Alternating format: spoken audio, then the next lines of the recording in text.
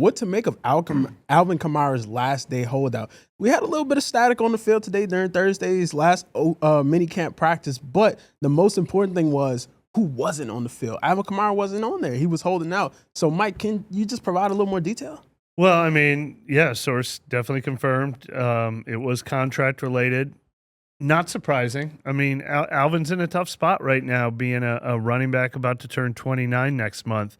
You don't, if he becomes a free agent next year, which he's scheduled to be, he's signed through 2025, but there's a balloon payment due that basically makes this the last year of his contract. So he's scheduled to be an unrestricted free agent last year. You don't want to be an unrestricted free agent running back who's about to turn 30, even if you're one of the greatest players in franchise history.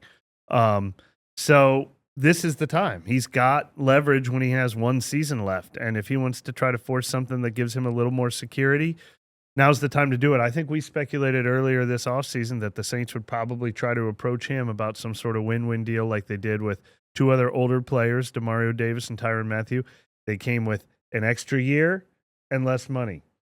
I don't know if they offered Alvin the same thing and Alvin doesn't want that. I don't know if they're not offering the extra year at all, but I understand that Kamara probably wants some security, and this is his leverage. So we saw a glimpse of it today. He only did it for basically 2/3 of a practice on one day of minicamp.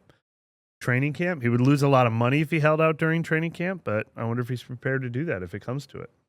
It's a fascinating situation to me because I don't know how much true leverage he actually has. I mean, he really does have 2 years left on the contract. I know it's practically speaking one, but if you wanted to, I don't know, just have him for one more year and you felt like you had to sign him for an extra year to get him back, you could just pay the money kind of if you had to.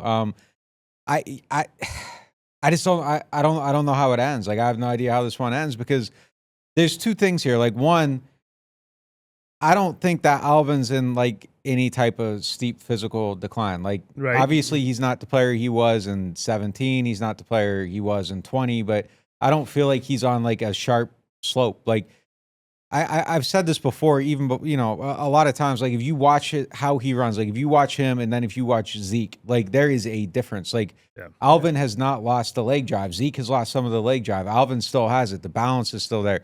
I think there's a little bit of a difference in style of play from earlier in his career and everything, but it's still all there.